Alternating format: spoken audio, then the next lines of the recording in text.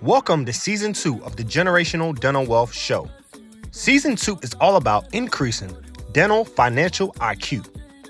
We do record these live in studio at Team Studios, so if you want to see the video format of this show, go ahead to Spotify or YouTube.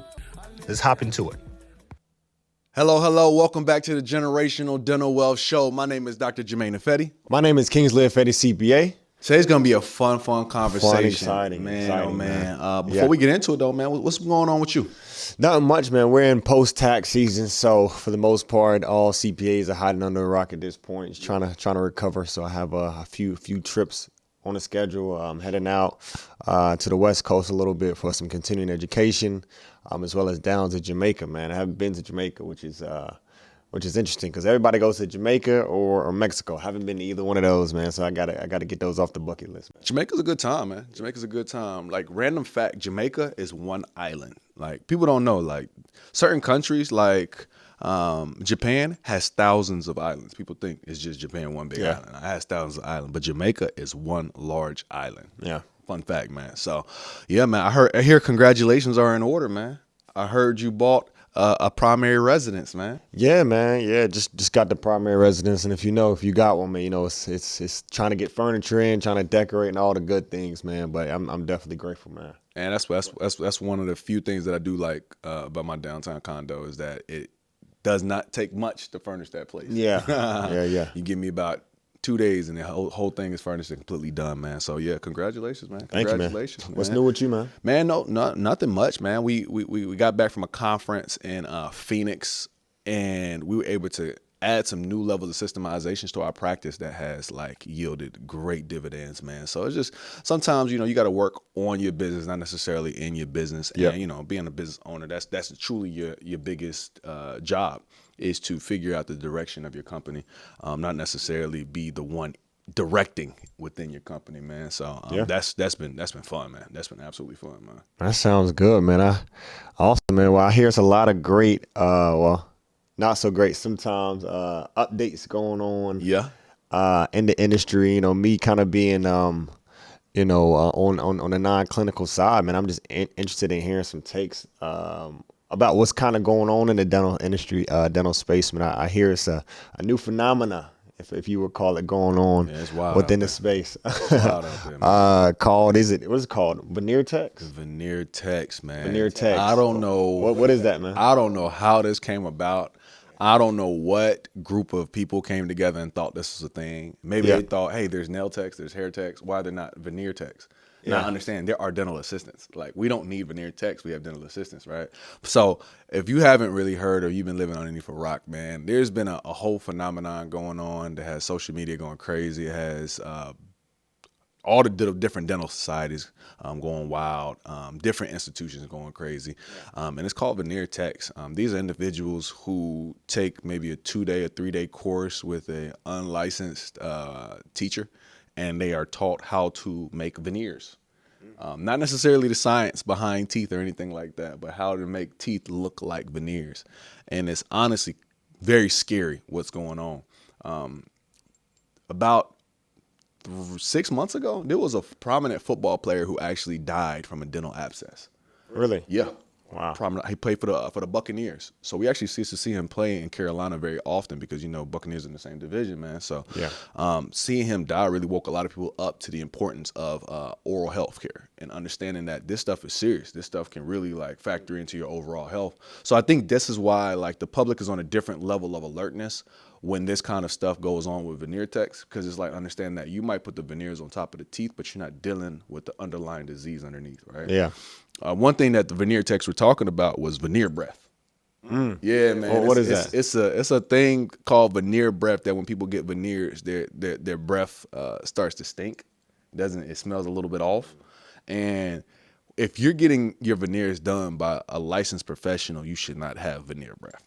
Yeah. Because veneer breath is usually an indication that there is disease being masked by the actual veneers that are being put on top of it. So for myself and my colleagues, when we're placing veneers, what's happening is we're removing and stripping away all the decayed, all the cavities, whatever that's underneath the teeth structure, right? And then we're preparing it, whether that means building the tooth back up or just go ahead and moving forward with that point and putting veneers on top of it or crowns on top of it. So these veneer techs, again, you don't really have high speed hand pieces. You don't have suction, right? You don't have a compressor that you can actually remove the cavities with. So you're left with your vices, especially if you're doing it in a basement or wherever you're doing it. You don't really have what you need to remove the cavities and the caries that are necessary to make sure you have solid sound tooth structure underneath, man. So please, I know you've heard of it, man, but if you know any veneer techs, please tell them to cease and desist before somebody else comes in and does it for them, man. It's getting serious outside. One of the actual professors, I guess, I can't call it professors. That's a joke, man. One of the instructors, I don't even know if you call it instructors, but one of the persons who were teaching this course, they're charging $6,000 for this course. Wow. To teach other people how to become veneer techs, giving them a whole certificate and everything, man. So she got arrested in Illinois, man. The Illinois state board, they are not playing games. They said she was practicing without a license. That is a felony in America. So she also has a warrant out for her arrest in Nevada because she practiced in Nevada and Illinois. Not understanding that if you do a crime in a different state, they each have a right to warrant you for arrest, man. So she's going through the thick of things. If you know any veneer techs, please tell them to shut it down. Go to dental assistant school, man. You become we have some amazing dental assistants at Empire, man. You can go and become an amazing dental assistant, but please avoid becoming veneer techs, man. But let me ask you this, why Kingsley, like, you being on the financial side of things, right? Yeah. Dovetailing. Why do you think people necessarily want veneers so badly that they will go to someone's bedroom to get veneers? Yeah, I mean, and pay for it. Yeah, I mean, it's true. I mean, I would say, right, it comes to one of those things, right? We live in the digital age. I think it just starts there, right? Everybody sees, honestly, what people do, not even just on their street corner, like it was, I'm sure, 50 years ago, but now what people are doing all over the nation, all over the world. So it becomes, obviously, these fads where it's like, oh, I want this, I want that, but they're not really doing the research to know what is what, right? They may not even know they need to go to a licensed professional. They might think, like you said, that, oh, there's nail techs, there's hair techs, or there must be something called a veneer tech, but it's not true, right? Once you are aware of it, you begin to understand that. But I think everybody wants the same thing, really just to really just follow the trends that are going on and what they're seeing just on a mass scale, man. So I think that dovetails pretty perfectly into our topic today, which is your rich life. Yeah. There is a series out on Netflix called Rich Life by this guy named Remy. He talks about basically how to build your rich life. What does that actually look like, right?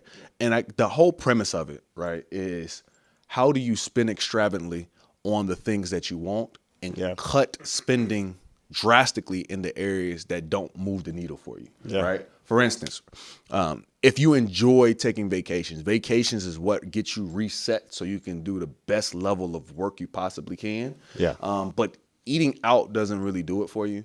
Then I know we could give you a budget that says that you should spend 10% on food and groceries and you should spend 30% on where you live and, 5 or 10% on vacations. How can we change that so you can spend 20 to 30% on vacations because you really enjoy vacations, and you can cut eating out down to 2 or 3% and you can just cook at home because you don't even enjoy being around a lot of people. Right? So that's the whole premise behind living your rich life. How do you cut out the things that don't really move the needle for you, and how do you spend extravagantly on the things that you actually enjoy? Yeah, man. What's crazy is, and I think we're all a work in progress when it comes to this. No matter how much you make, right? You're always a work in progress when it comes to putting money in the right places. And I'll say, even in my own personal life, I'm going through just trying to understand where to allocate certain things, right? What do I enjoy doing? What don't I enjoy doing? What do I believe? What are my beliefs, right? Do I believe in tithing, right? Do I believe in setting aside a certain percentage to be able to give the church, et cetera, right? Like, what are your beliefs? And I ask myself that all the time, like, what do I actually enjoy doing?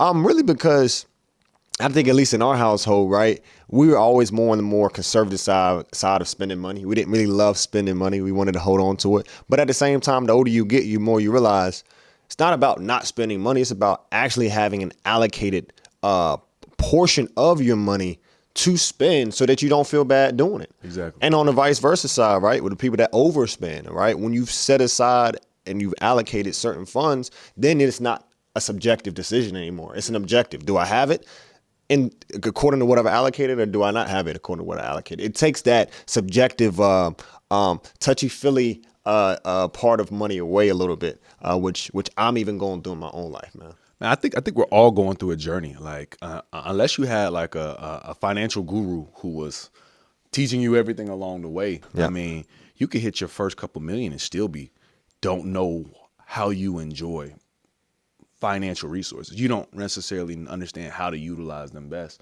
Yeah. So, I mean, this conversation goes out to anyone. This goes out to the dental student. This goes out to the 20-year practice owner. This is a mindset conversation, right? Yeah. This is, how do you spend for the best results and avoid spending in other areas frivolously, yeah. Right? So personally, I'm still going down this journey, and the reason that I enjoy this series is because I get to learn more about myself. I get to learn more about, how do I best allocate resources. For myself personally, since I've gone down this journey, I've realized that I enjoy building businesses. Yeah. I enjoy reinvesting back into our business. I enjoy just seeing things grow. So I'll go on trips. Trips okay, but I really don't even care about the destination, to be honest with you. You can send me anywhere as long as it's nice and there's something to do and there's food to eat. I'm good. Yeah. I'm happy, right? Yeah. Some people say they want to go to Australia, Yeah. Regardless of which end of that spectrum you lie on, right? The question is, like, are you setting yourself up for you to live and enjoy that particular area, right? Yeah, I think that reminds me of a quick story. I was speaking to a client not too long ago, and he had just sold a dental practice. He sold it and pretty much sold it, I believe, for like 1.2 million. And he moved and opened up another dental practice. And kind of where, what you're saying kind of registered with me was when he sold it, he took home, after paying off the liabilities, et cetera, took home probably about $600,000 when it was all said and done.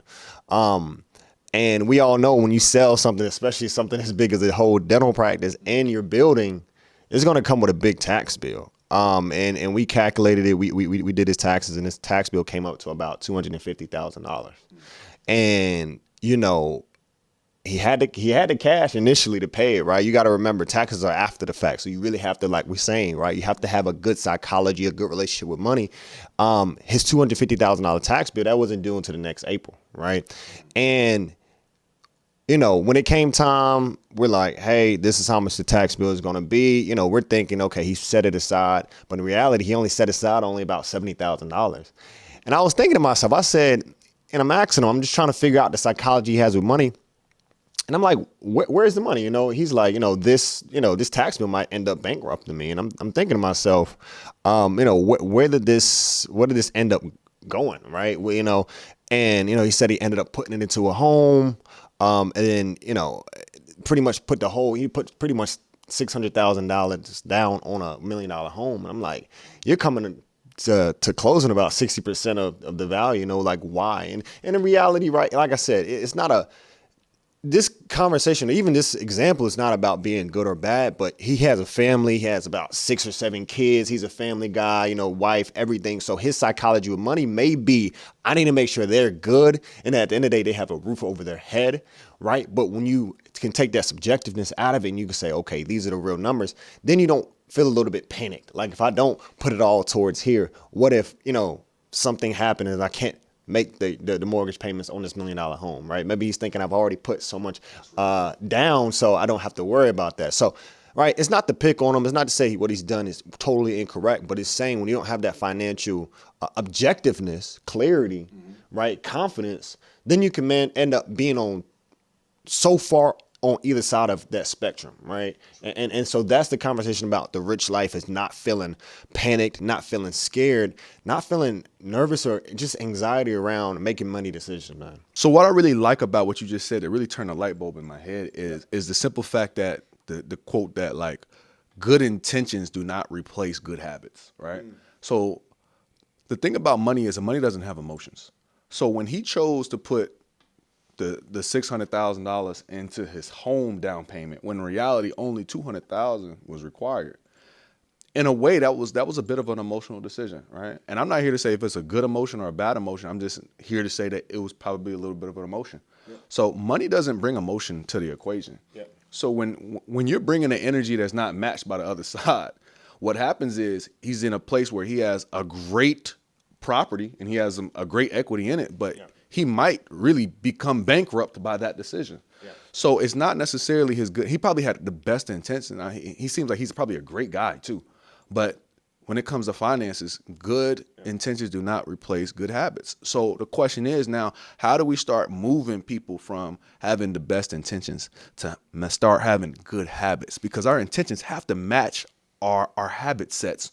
So as we continue to grow, because what happens is if you get financial resources before you're emotionally ready for them, before your habits are ready for them, what happens is you get a great payday like your client did, and the next year you could be bankrupt. Yeah. So how do you counsel people to make sure that their mindset and their habits match their current reality financially? Yeah, I think with everything, I mean, and you talk to any financial professional, they probably have generally the same advice, would just be to have a plan. Simply. It doesn't have to be the most perfect plan, the most tailored plan. I think, honestly, a lot of people are scared to have a plan because they feel like it's not the perfect plan. It's not the point of it, right? The perfect plan comes over once you've kind of tested and you've kind of altered and you've adjusted the plan that you currently have set. So I know we kind of sat down and looked at just to point people in the right direction. What should they be looking for when we keep talking about a plan? Yeah, man. So what we wanted to do, we wanted to put together just a tactical takeaway so that each person can walk away with something tangible and put a plan in action, because that's how you take this subjectivity out of finances. So do you want to touch on it a little bit? From what we have here is that this is a tool in which we've been able to help a lot of clients really create those mental roadways so they feel safe and they feel good about when and how they spend money. Mm-hmm. So this is a very simple formula that you always want to make sure that you're saving more than you're spending. Mm-hmm. And from the amount that you spend, you always want to be investing more than you're banking. Right? Okay. So as you see here, it's highlighted here on the screen. And for those in podcast land, the link is going to be in the description in the show notes for you to be able to tune in. And if you're tuning in from a video format, you can see it here on the screen. Let's say if somebody makes $100, right? Just to make very simple terms, right? Yep. From that $100, you want to be saving at least 51 of those dollars. But the good thing about it is now you have $49 to spend guilt-free. Do whatever you want with it, right? Spend, again, as we said, spend lavishly on the things that you really, really enjoy, right? Now, of that $51 that's being saved, now, when you save money, you have an option to either save it and sit it, right? You park money, or a second option, which is invest it with the intent that it's going to grow, right? So of the $51 that you save, 26 of them mentally need to be doing some type of work, at least 26. The goal is to do more, but if we can be doing at least 26 of those dollars of the 51 should be moving in a way that it's trying to create more revenue, right? You want your monies to have babies, right? And create more from there, right? Yep. So then at that same token, you still have 25% that you're saving, right? That you're building in to your cash fund, that you're building into your safety fund, that you're paying off debt with, right? So now you're playing both sides, right? Honestly, you're playing all sides. You have the 49 out of your $100 that you're able to spend and enjoy your life lavishly with, right? You have $26 that's working, right? That you're hoping produces more, right? And then you have your 25% or $25 that's able to now make you feel safe at night, because you don't want to put everything into investments, right? Just like he did. He put in $600,000 into an investment, but he didn't have, but he didn't have that $25 saved ready to whatever comes on the tax side of things, right? And unfortunately, he didn't link up with you early enough in the process to even know what his estimated tax bill was going to be, right? Exactly. And that's why it's important that, like, yes, we are dentists, and yes, we are very brilliant and we're very smart, but you need to have professionals around you that can help guide you in the right way, right? And just like I said, like, having good intent does not replace good advice from good advisors. Right? Yeah. So in this quick and concise format, we know that if you get paid $100, you're spending $49 guilt-free on the things that you really, really enjoy and the things that you need, your housing, your vacations, everything, right? You have $51 left, right? You're taking 26 of those dollars and you're investing. You're investing with intent. You want to make sure this money continues to grow, right? And then you have $25 that you're able to save and be able to feel safe, right? So Kingsley, if you can give me a little bit of a breakdown from there. Yeah. So in general, I like to see that, you know, in the invest account, I mean, invest can mean anything, right? And I like here that we didn't just say stock market. We didn't just say real estate, because investing can mean anything, right? Investing is anything that has the intent to grow, right? Like you said, money making babies, right?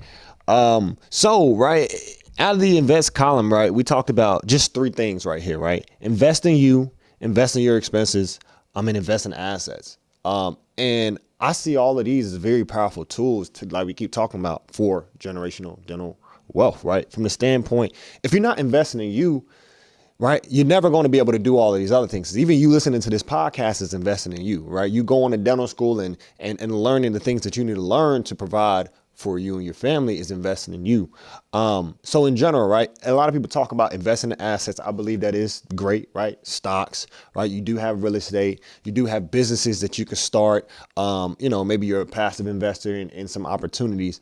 So investing in assets are great as well. But you are your number one investment. Yeah. And I love that you harp on that, because that's why that's number one on there. Because again, you could invest in other things, but you are truly your number one investment. Because what happens when you have, see, this is a perfect example, honestly. Yep. The guy got the $1 million house, right? Yep. Your client got the $1 million house. He invested in the asset, but did he invest in the mental workup necessary to make sure that the $1 million house doesn't bankrupt him? Exactly. Because sometimes we invest in things that we're not mentally ready for, that our habits are not necessarily ready for, and that have the potential to bankrupt us, right? So we and ourselves have to be our number one investment. Yeah, man. So invest in your most expensive expenses. You want to kind of touch on that a little bit? I know that's one of the ones you have fun with. Man, you know, listen, I'm so passionate about investing in your expenses, meaning that, like, there are certain things that are inevitable, right? For most people, you're going to need to live somewhere. For most people, you're going to need transportation, right? So those are the 2 biggest assets that if you're able to now own, you're able to cut out of the plan, right? Meaning that you're able to now use that 25% save bucket, save up for these expenses, and take care of them. So again, if you're going to live somewhere and you're not new to the area, you're pretty familiar with the area, you've associated there for some time, you own a practice there, it makes sense to go ahead and buy your primary residence. It only makes sense because now you're able to build up that equity. You're able to now cash flow in different ways. You can do a lot of different things with it. Versus continue to be a long-term lease and you're not able to now capture that investment opportunity. Yeah. I know you're going to hear people who say you can lease for a lifetime and you don't have to buy. And for those individuals, that might be okay. But for me and my rich life, right? When I think about what does my rich life entail, it entails me owning my expenses. So now I'm in a position where I can invest in the things that I really want to invest in, which are businesses, which are ideas, which are people, which are organizations. Yeah. I don't necessarily want to be investing into a long-term lease that's not yielding back anything, right? Yeah. So again, if you've been in the city for some time, right? I wouldn't necessarily advise this if you're like, you just graduated, you're moving into a new area that you're not familiar with. You might not necessarily want to buy immediately, but once you get comfortable with the area, you know you can see yourself there long-term, go ahead and buy that primary residence. Then we're talking about your vehicle, right? Yep. The sooner you buy your vehicle, the better, right? And you helped me realize that by just showing me the different tax write-offs that are available when you have a vehicle, right? Now, when you have a lease, you can write off the entire lease, right? But at the same time, though, the lease, you're able to, you write off what you spend. But when you own a car, you can technically write off past what you spend in your mileage. So for instance, right, you told me to get a hybrid. My hybrid gets 50 miles per gallon, right? Meaning that, how much is the tax rate right now for per miles? You can give me a rough number. You only got to get exact. Last year was about 65 cents. So let's call it 60 cents, right? 60 cents per mile. And I can drive 50 miles per gallon.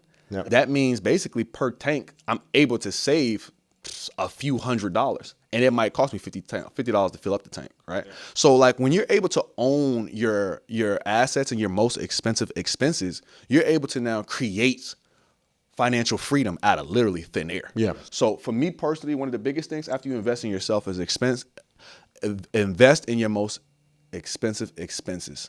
Then we can talk about stocks and bonds and all these other things, but you've now invested in you.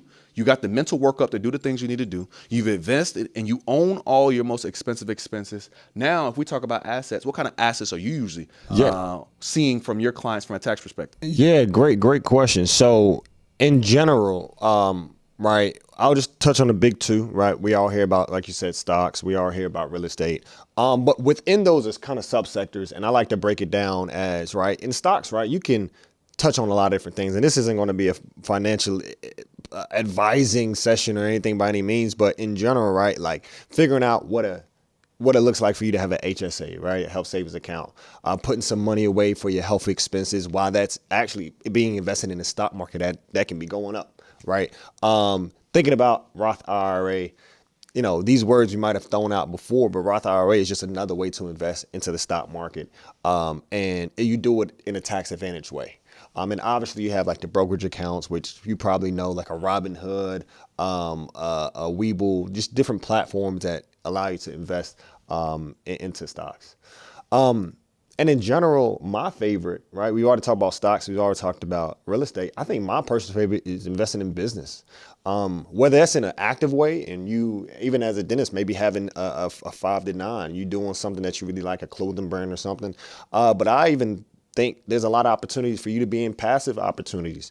Being an accredited investor in different things, the fact that you have that wealth built up, you can now be in opportunities that, the normal person cannot be in for you to have a passive investment in. I've talked to clients where, they're in like a big real estate syndication. I'm throwing out some big words, don't worry about it, but a big real estate syndication in which it's a group going out to buy, let's just say, a big storage unit. You see those big storage units in town. Those can be owned by 100 different investors that all put up $50,000 to make that deal happen.